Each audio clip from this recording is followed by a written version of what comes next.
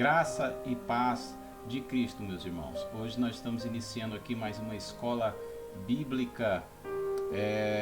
Hoje nós estamos lá na lição de número 5 e nós vamos aprender acerca da lição Libertos do Pecado para uma nova vida em Cristo.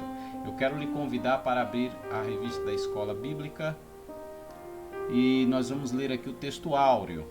Vamos ler aqui o texto áureo, que se encontra em Efésios, capítulo de número 2, versículo 4 e 5.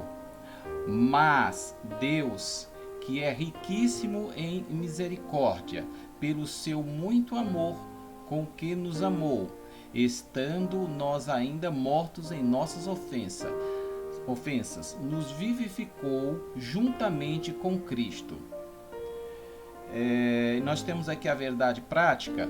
Por meio da maravilhosa graça divina, fomos libertos do pecado, perdoados e salvos da condenação e ainda recebemos o direito à vida eterna. Então, a nossa lição hoje nós vamos falar acerca dessa liberdade que Cristo nos proporcionou e como isso nos trouxe uma nova vida, né, em Cristo Jesus. Vamos então aqui para o texto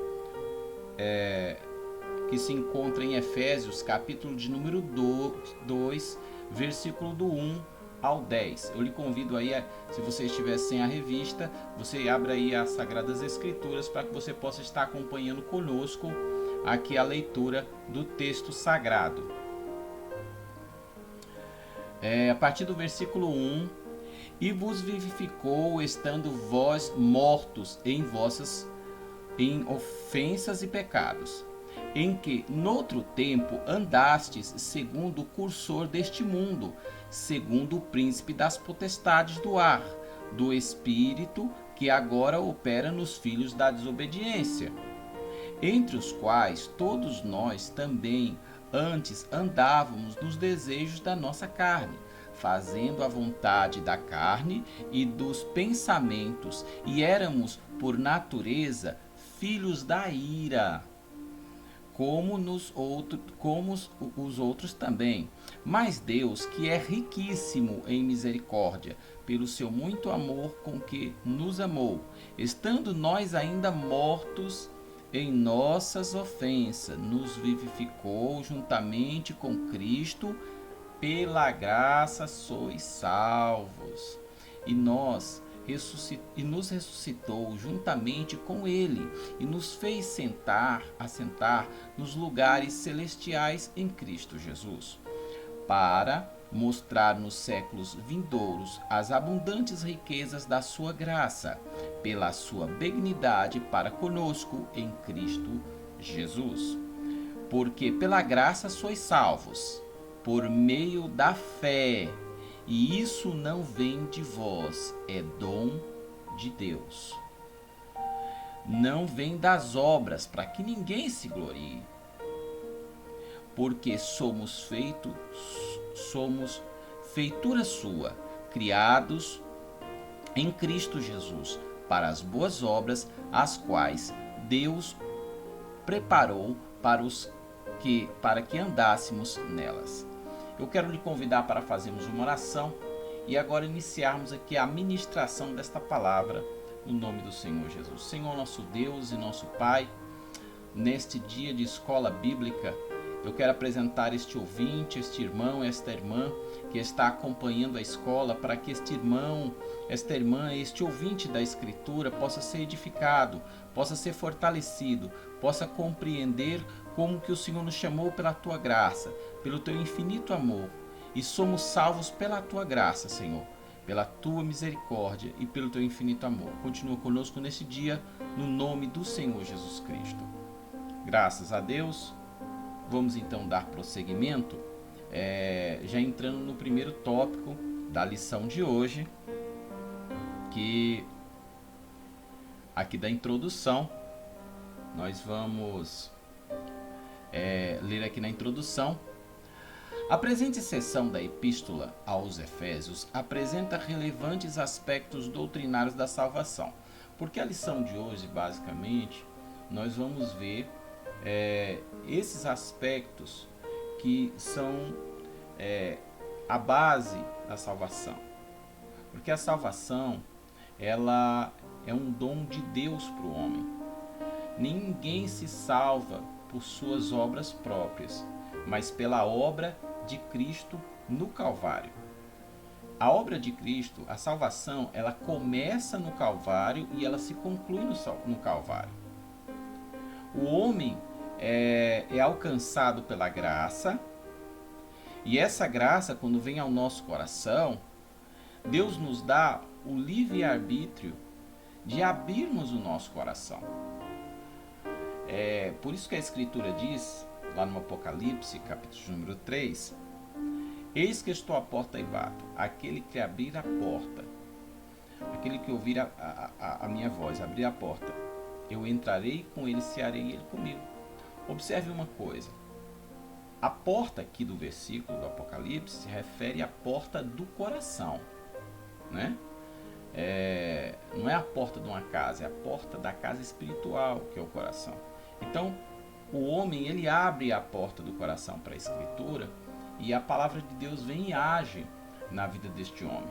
Porém, lembre-se, quem convence o homem, olha como a salvação vem de Deus, começa e termina em Deus. Quem convence o homem do pecado, do juízo e da justiça é o Espírito Santo de Deus. Ninguém consegue se convencer por si próprio. Então, a salvação é uma obra completa em Deus. E aí aqui o que é que nós vamos ver? Nela o apóstolo descreve, vamos ver aqui, nela o apóstolo descreve a libertação dos pecados como um favor imerecido dado por Deus aos salvos, a fim de que eles desfrutem de uma nova vida em Cristo. Então vamos ver aqui essa questão da antiga natureza, né? De quando nós não estávamos na presença de Deus, de quando o homem não conhece ainda Deus, né? Vamos lá. A antiga natureza morta em ofensas e pecados. No início da epístola, o apóstolo Paulo lembra que antes da regeneração estávamos mortos em ofensas, pecados e éramos por natureza filhos da ira. Lá no capítulo 2, versículo do 1 ao 3. Olha só, quando o evangelista João, o apóstolo João, escreve lá no início, capítulo 1, que fala que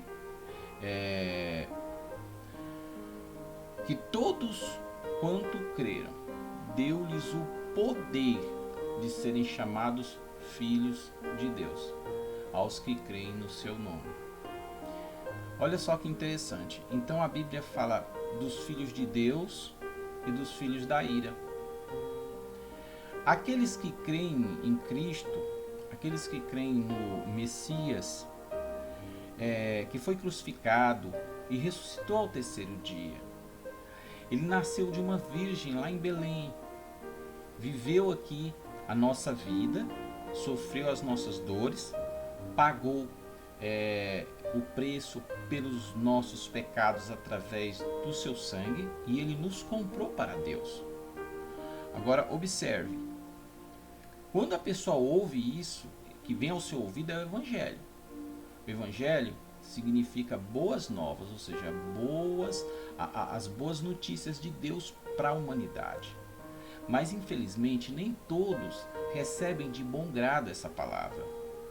Há aqueles que recebem e são alcançados por essa graça, abrem o coração para a graça de Deus. Deus, ele vem e completa a obra que começou com ele e que se conclui com ele, o Senhor Deus. Vejamos aqui, que nossa condição anterior, como é que é essa condição sem Deus? Olha só. E vos vivificou, estando vós mortos em ofensas e pecados, diz o primeiro. Diz o primeiro versículo. A palavra ofensa, do grego paraptoma, tem o sentido de passo em falso de forma deliberada, ou seja, de forma consciente, né? O termo para pecado é armátia, a qual descreve como aquele que erra o alvo, ou seja, pecado não é nada mais, nada menos do que errar o alvo. Quando Deus criou o homem, o homem tinha um alvo, um objetivo. Esse objetivo era glorificar a Deus. O homem estava lá no jardim de Deus, na criação. Ele representava a presença de Deus no meio do seu jardim. Porém, o homem, ele pecou, ele desobedeceu, ele errou o alvo, que era glorificar a Deus, e caiu na desobediência. Vejamos aqui, ó. Em vista disso, o homem em sua natureza decaída é diagnosticado como morto. Ou seja, a pessoa caminha fisicamente, mas espiritualmente está morta. Capítulo 2, versículo 1. Ou seja, uma declaração da real condição das pessoas sem Deus. O conceito é de morte moral e espiritual provocada pelo pecado, que inevitavelmente separa o homem de Deus. Isaías 59, 2 e Tiago 1,5. A qual um corpo inerte, a natureza pecaminosa, impede o homem de ouvir e obedecer a Deus. Quem assim vive está morto enquanto vive. 1 Timóteo 5 e 6. Então observe uma coisa, quando nós lemos no Apocalipse a carta às 7 igrejas, nós vamos encontrar a igreja de Éfeso, Tiatira, Esmirna, Sardes. Quando você lê a carta que foi escrita a Sardes, fala de que tem nome de que vives, mas está morto. Ou seja, aquelas pessoas ali em Sardes, eles até conheciam a palavra, até conheciam a escritura, mas não obedeciam. Então eram pessoas mortos ambulantes. Ou seja, a pessoa está viva fisicamente, mas espiritualmente a pessoa encontra-se morta nos seus pecados. Vamos ver aqui nossas ofensas e pecados. A má conduta em que noutro tempo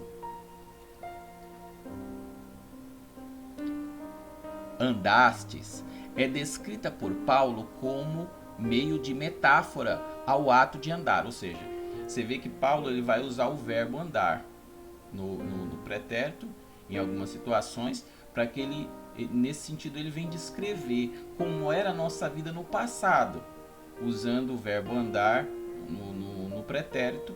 O apóstolo Paulo ele vai falar acerca da forma como era a nossa vida, trilhando num caminho, mas num caminho, digamos assim, sem Deus, né? Porque nós não estamos andando com o Senhor Jesus, que é o caminho, a verdade e a vida. Então vamos ver aqui acerca de andar, né? Como que é esse caminho. Aqui no primeiro tópico, no primeiro subtópico, andaste segundo o cursor deste mundo, versículo 2, a parte B, né? Os costumes eram praticados conforme o sistema mundano da época, tais como a imoralidade, o furto, a mentira, capítulo 4, versículo 22 e 32. Uma constatação de que o salvo não deve tomar a forma do mundo, relativizar o pecado e muito menos ajustar-se à maneira de viver no seu tempo. Romanos 12 e 2. Então vamos ver aqui, essa questão. Os costumes eram praticados conforme o sistema do mundo, ou seja, a pessoa ela anda conforme o vento da sociedade, conforme a sociedade vai mudando, conforme a sociedade caminha numa onda ou numa direção, a pessoa vai naquela mesma direção. A pessoa não, ela vai por aquilo que a gente chama de qualquer vento de doutrina, porque qualquer novidade a pessoa está mudando. Ela não está firmada numa rocha, ela não está firmada na Escritura. Uma constatação que o salvo não deve tomar a forma do mundo, ou seja, a pessoa ela que serve a Deus, ela não pode de repente surge aí uma nova moda, um modismo aí no mundo, e esse modismo muitas vezes vai contra a palavra, vai contra a Escritura, e a pessoa pega e pratica, e Deus ele não se agrada disso. Por quê? Porque nós não temos que andar segundo os rudimentos do mundo, relativizando o pecado, relativizar o pecado e muito menos ajustar-se à maneira de viver ao seu tempo. Aí a pessoa diz assim, não, mas as coisas hoje mudaram, o negócio hoje é moderno, é diferente. Não, a palavra de Deus é a mesma ontem, hoje e eternamente. Então o cristão ele tem que viver dessa forma, na presença de Deus. Então, dando prosseguimento aqui ao verbo andar, conforme o apóstolo Paulo vai utilizar aqui o verbo, vamos ver aqui, andaste segundo o príncipe da potestade do ar, uma alusão a Satanás, que exerce autoridade sobre os poderes do mal. João 12:31 indica que os agentes malignos, olha aí, a forma como o inimigo trabalha no âmbito espiritual. Vamos ver aqui. Tem a capacidade de influenciar os homens desobedientes e incrédulos. 2 Coríntios 4:4. Mais adiante a carta, Paulo alerta que a nossa luta é contra tais seres do mal. Olha só que interessante, irmão. A pessoa às vezes está caminhando no evangelho e ela passa por várias dificuldades. E às vezes essas dificuldades são com pessoas dentro da igreja, pessoas fora da igreja, familiar, vizinho e tal. E a pessoa acha que o problema dela é com aquelas pessoas. Mas aqui, o Paulo ele alerta que na verdade a luta não é contra a carne, não é contra essas pessoas, mas contra as potestades malignas nas regiões celestiais. Você, cristão, é região celestial. Então é aí que o inimigo vai tentar atingir setas, atingir através do desânimo, através da incredulidade, através muitas vezes das ofensas. Essas setas elas vêm através das ofensas, das contendas, das brigas, né? Então é necessário entender que o seu inimigo não é o seu próximo. O seu próximo você tem que amar ele. O teu inimigo é espiritual, que muitas vezes vai usar o teu próximo para tentar te atingir. Vamos ver aqui, Contudo, não é necessário temer, pois Deus exaltou Cristo acima de todos eles. É aquilo que nós estudamos na semana passada, né? Que daquelas 3 exaltações, né? 3 pontos ali de Cristo, um deles foi justamente ser colocado acima de toda a potestade do mal. E da mesma forma, você tem que saber que Cristo ele está na sua vida, e você como cristão, o inimigo não pode resistir à sua vida. Ok? Embora os homens, os seres humanos não compreendam a linguagem espiritual, mas quem é espiritual discerne o que é espiritual. Então, irmão, quando você estiver numa contenda, numa briga, que o inimigo se levanta, lembre-se que aquilo ali tem a operação espiritual por trás. Vamos dar seguimento aqui, ainda no verbo andar, o apóstolo Paulo ainda dando continuidade aqui. Agora, vamos ver aqui o capítulo 2, versículo 3. Andávamos fazendo a vontade da carne e dos pensamentos. Refere-se à inclinação para fazer o mal, algo inerente à natureza humana. Gênesis capítulo 6, versículo 5. Estão incluídos aqui os pensamentos pervertidos e a prática de todos os desejos desordenados da carne. Como resultado, éramos filhos da ira.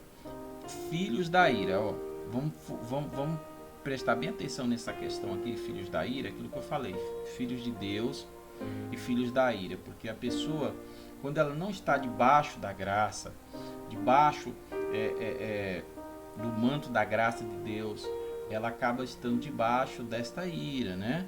Vamos ver aqui, Isto é,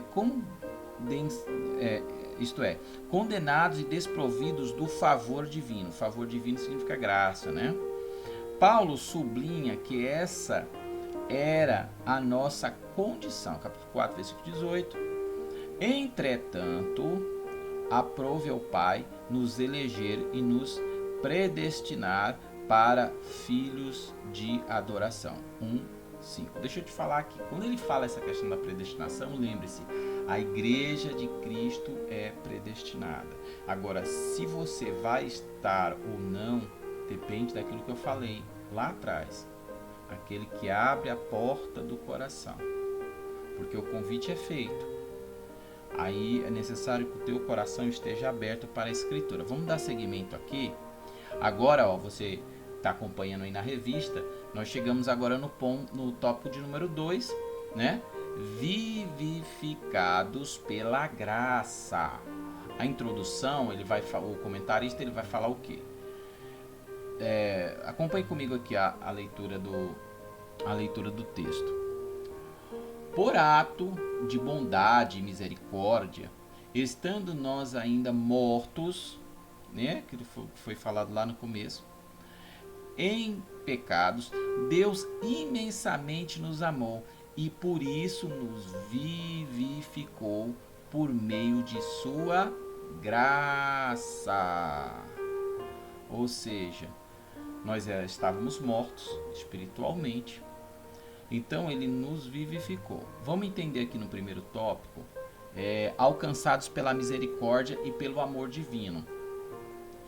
Após constatar a situação da humanidade sob a ira de Deus, que é os filhos da ira, né? Paulo passa a descrever os atos divinos de amor e de misericórdia que alteraram o quadro caótico da raça humana. Deus ele teve que intervir através do seu Filho Jesus Cristo para que nós pudéssemos sair da situação caótica, onde todos estavam destituídos da graça de Deus. Começando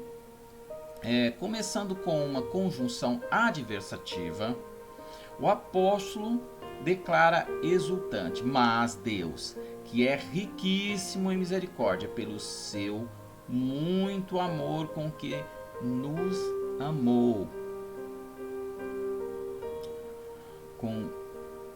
com que nos amou. 2, versículo 4.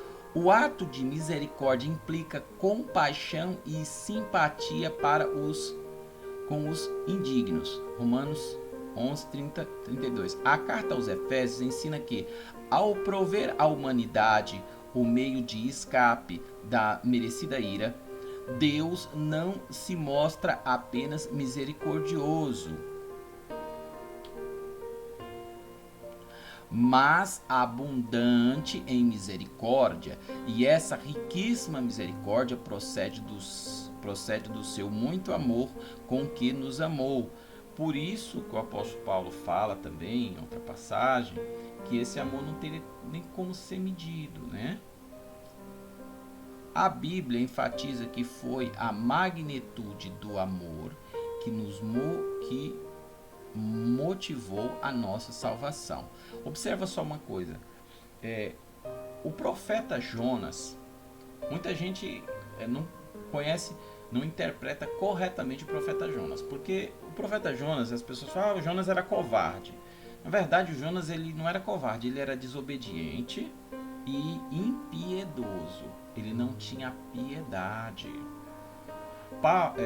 Para Jonas, Deus ele tinha que destruir Nínive e todo aquele povo ninivita. Por quê? Porque para ele sabia que aquelas pessoas que passavam por Nínive naquela época eram torturadas. Os ninivitas eles matavam os viajantes, pessoas de formas diversas e sempre com tortura. Então, no entendimento de Jonas, Deus ele tinha que matar todo mundo lá, acabar com todo mundo. Esse era o pensamento de Jonas. Que a justiça de Deus deveria descer com ira lá e acabar com todo mundo. Aí, Jonas, ao invés de ir para Nínive, ele foge para Tarsis. E aí Deus vem, manda, né? Nós conhecemos a história. Ele pega um navio e aí aquela tempestade, e aí ele é lançado no mar, vai parar na boca do grande peixe, e depois é arremessado numa praia, e depois dali ele caminha até a cidade de Nínive, que muita gente até se equivoca nessa parte, porque Nínive nem é litorânea. Ele, quando desce ali, ele ainda vai caminhar do litoral até chegar lá em Nínive. E aí quando chega em Nínive ele começa a pregar e tal, e aí o pessoal percebe que realmente crê que ele é um profeta de Deus, faz aquele jejum, se arrepende, e aí Deus resolve não destruir mais a cidade. Aí Jonas fica indignado, Deus tinha que ter matado todo mundo, Deus tinha que ter acabado com tudo. Mas é que tá, Jonas não entendia a graça, Deus não entendia, o Jonas não entendia o que era amor e misericórdia. Aí olha só, Deus permite que cresça uma planta, essa planta faça sombra a Jonas, Deus permite que de um dia para o outro a planta morresse, e aí Jonas vai se lamentar pela planta que morreu. Aí Deus vem e pergunta para Jonas, peraí, você está sentindo dó de uma planta que nasceu num dia, morreu no outro, se acabou, e eu não vou ter misericórdia de uma cidade em que os homens não sabem discernir a mão direita da mão esquerda? Olha como Deus, ele é amor. As pessoas dizem que Deus é ira. Não, olha como Deus é misericordioso. Deus, ele deu uma chance para aquele povo. E aí Jonas diz, eu sabia, Deus, eu sabia que o Senhor ia perdoar esse povo, é por isso que eu não queria vir. Então, Jonas, ele era impiedoso, ele não queria misericórdia para aquele povo. Então vamos entender uma coisa, nós éramos como aquele povo daquela cidade de Nínive. Só que nós fomos alcançados pelo amor e a palavra de Deus. E aí, por esse infinito amor, por esse riquíssimo amor, Deus, ele nos vivificou. Olha, nós fomos vivificados sem mérito algum. Tudo foi efetivado por meio da graça. Deixa eu lhe dizer uma coisa, se Cristo não tivesse ido ao Calvário, cumprido tudo, como ele disse, está consumado, ali ele cumpriu tudo. A salvação, ela começa e termina na cruz. Ali é a obra completa de Deus. A obra completa de Deus, quando o Filho de Deus, Jesus Cristo, ele morre e ressuscita. Pronto.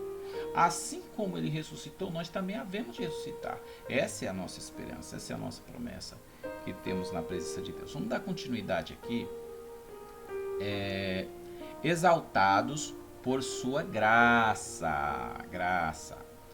O apóstolo dos gentios, que é o apóstolo Paulo, ainda destaca que o poder de Deus nos ressuscitou juntamente com ele e nos fez assentar nos lugares celestiais em Cristo.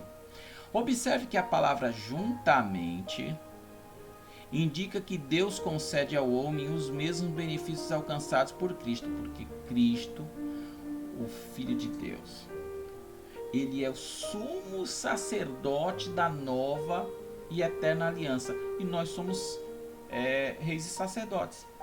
Nós somos sacerdotes e Cristo, ele é o sumo sacerdote. Então, meu irmão, quando nós louvamos a Deus, quando nós estamos lendo a Escritura, quando nós estamos fazendo a obra, estamos sendo edificados, estamos pregando, estamos falando, estamos cantando, estamos falando a obra de Deus, nós estamos sendo sacerdote. Quando você está orando, quem ora intercede, olha, ele está fazendo o papel do sacerdote. Por quê? Por isso que a igreja ora, porque nós somos sacerdote de Cristo Jesus. Ele é o sumo sacerdote, nós somos sacerdotes da nova e eterna aliança. Vamos prosseguir aqui, ó. Deus concede ao homem os mesmos benefícios alcançados por Cristo, a ressurreição, porque assim como ele ressuscitou, haveremos de ressuscitar, a vida eterna, assim como ele é eterno, nós passamos a herdar a eternidade a partir de vivermos com ele e ressuscitarmos, e o galardão nos céus. 1 Coríntios 15, 3 e 8, 20 e 25. Assim, ao conceder tais bênçãos aos homens, Deus mostrou as abundantes riquezas da sua graça. A graça de Deus tem riquezas infinitas. em que a maioria delas, a grande multidão de maiorias, nós vamos conhecer quando nós estivermos lá na glória. Aqui nós temos uma pequena noção do que está nos aguardando na glória. Vamos lá. Desse modo, ratificamos que a salvação e os seus privilégios são conferidos pela imensurável graça de Deus, o favor divino e merecido. Olha uma coisa importante que eu queria frisar aqui, que às vezes um irmão recebe uma bênção, uma graça, Deus abençoa, uma cura e tal. Oh, irmão, você mereceu. Irmão, não merecemos nada. Ou fulaninho passou no concurso, fulaninho tem um emprego bom, fulaninho tem... Não, pai, ele mereceu. Deixa eu lhe dizer, ninguém merece nada. É a graça de Deus. Nós não merecemos nem a roupa que nós vestimos. É a graça, é o amor, é a misericórdia. Por isso nós agradecemos o pão de cada dia. Por isso nós agradecemos o vestir, agradecemos em tudo, porque nós não somos merecedores de nada. Deus, ele conquistou na cruz do Calvário para nós tudo. E debaixo da sua graça nós vivemos, e debaixo da sua graça nós caminhamos. Vamos dar prosseguimento aqui. Tópico 3 aí, vamos concluir, né? A salvação não vem das obras. A salvação não vem das obras. Efésios capítulo 2, versículo 8. Paulo revela que a salvação não depende das obras humanas, porque pela graça sois salvo por meio da fé. Porém, uma vez salvo, o crente deve praticar boas obras. Presta atenção. Você não pratica boas obras para se salvar. Você pratica porque já é salvo. É diferente. As obras que você pratica depois que Cristo te salvou são frutos da tua salvação. Mas elas não são para te salvar. Tem pessoas que acham que porque ajuda os pobres, tem pessoas que acham que porque é caridoso vai para o céu. Não, nós vamos para o céu pelo sangue de Cristo. Nós vamos para o céu por causa da graça de Deus. Nós vamos para o céu porque Ele nos amou quando nós ainda éramos filhos da ira. E Ele nos chamou para ser filhos de Deus. Vamos dar prosseguimento aqui, para a gente concluir aqui a nossa lição de hoje.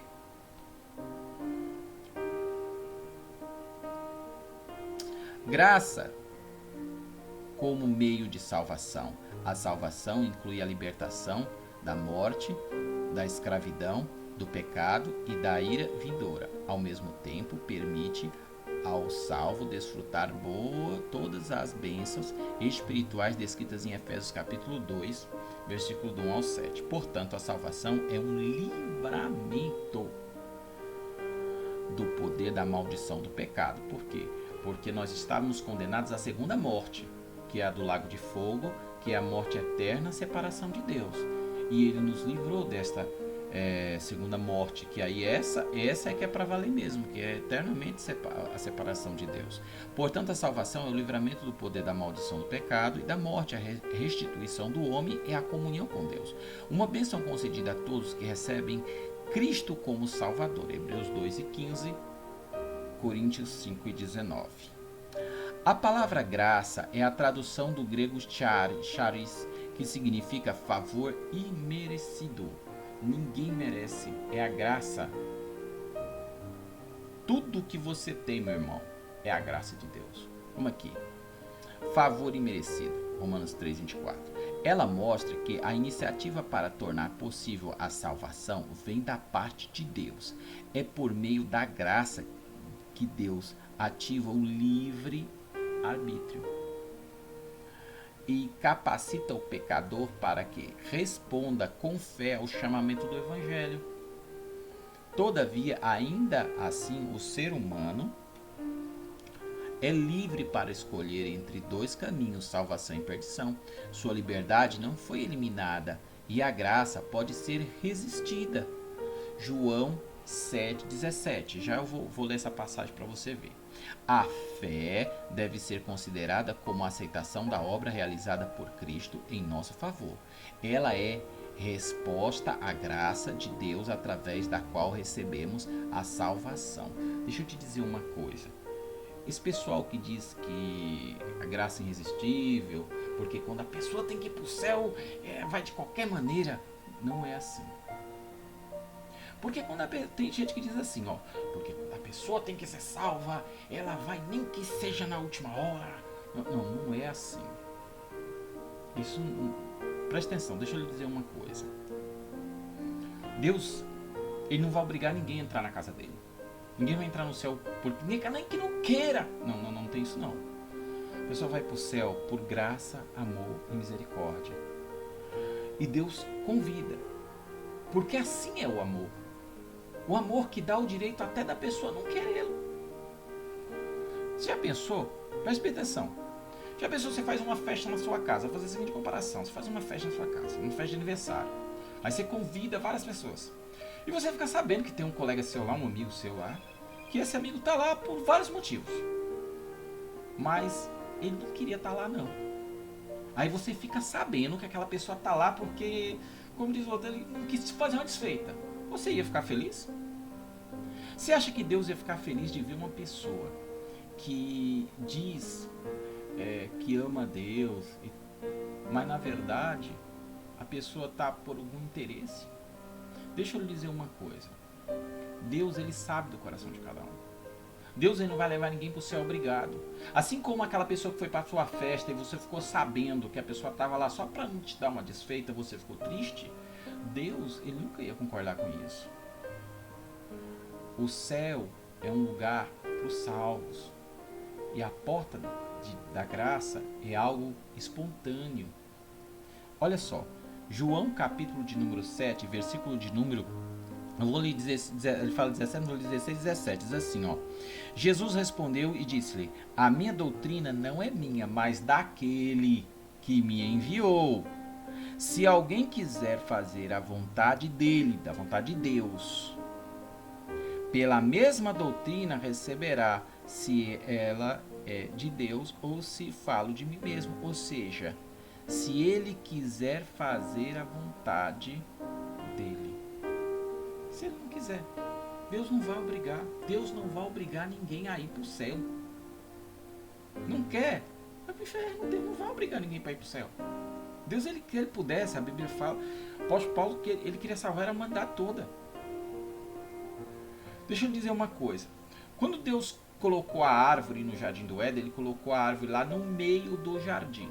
Ele poderia ter colocado um pitbull, um jacaré, um lobo, um leão lá protegendo a árvore. Se a mulher chegar perto, o homem, você bota para correr. Se Deus fizesse isso, onde estaria o amor? Amor é obediência por livre arbítrio. Amor é obediência por livre e espontânea vontade. Que amor o homem teria amando a Deus ou não pegando no fruto porque tinha um animal lá guardando a árvore? Isso não é quem ama obedece. Amor verdadeiro significa obediência, porque Cristo nos amou com obediência de ir até a cruz e disse: Pai, que não seja feita a minha vontade, mas a tua vontade. E ele obedece e vai e morre na cruz. Então, dessa forma, meu irmão, vamos concluir aqui. Só para fechar, essas pessoas que falam que só vai para o céu, a pessoa vai para o céu nem que não queira, lembre-se, vai para o céu quem Deus chamou e a pessoa que quis ir para o céu. Lógico, a salvação começa e termina no Calvário, só Deus é quem salva, mas ele não vai levar ninguém que não queira ir. Vamos concluir aqui as obras como evidência da salvação. Aqui Paulo usa todas as negações para endossar a origem da salvação. Primeira expressão: isso não vem de vós. Trata da salvação pela graça, trata da salvação pela graça que provém de Deus. A segunda ratifica a salvação, não vem das obras. A pessoa não se gloriar. Não, a pessoa dizer: não, foi pro céu porque ajudava os pobres, foi pro céu porque era uma pessoa caridosa. Não é pelas obras. Isso não vem de vós. Trata da salvação pela graça que provém de Deus. A segunda ratifica a salvação que não vem das obras, o que indica não se tratar de recompensa de algum ato humano. Essas afirmações excluem a possibilidade de alguém ser salvo por esforço pessoal.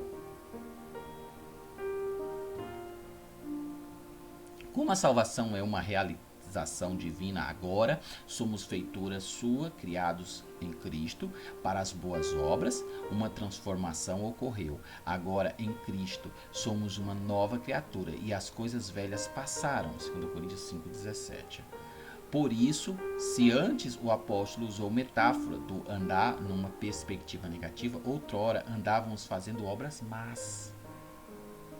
Agora, por meio de uma perspectiva positiva, somos instados a andar fazendo as boas obras, não como meio para ser salvo, mas como evidência da salvação. Porque essas boas obras, elas se manifestam não para a pessoa se salvar, mas porque já é salva, já está com Deus. Lógico, se permanecer até o fim, porque se não permanecer não adianta, perde tudo que fez na frente de Deus se não permanecer. Por isso que Deus fala, tu porém, Daniel, tu porém vai até o fim. Temos que ir até o fim. Conclusão: antes da regeneração, éramos filhos da ira. E agora? E condenados à perdição eterna. Isso era a nossa condição antiga. Por ato do amor divino, por meio de sua maravilhosa graça, nos tornamos filhos por adoção. Essa gloriosa salvação nos foi concedida independente de nossas obras. A partir da salvação, passamos a praticar boas obras que glorificam a Deus, o nosso Pai. Mateus capítulo 5, versículo 16. Meu irmão, minha irmã, meu amigo ouvinte do Evangelho, que Deus te abençoe. Fica o convite para você se inscrever no canal. Fica o convite para quando passar essa pandemia, tudo isso que está acontecendo aí, você está visitando ali a congregação Betel, pastor Renê, que Deus te abençoe de uma maneira especial, meu irmão, minha irmã, todos os irmãos da congregação Betel, no nome do Senhor Jesus. Eu agradeço essa oportunidade que Deus nos dá, no nome do Senhor Jesus. Fica com Deus e até a próxima oportunidade, no nome do Senhor Jesus. Amém. Fique na graça de Deus. Fique com a paz.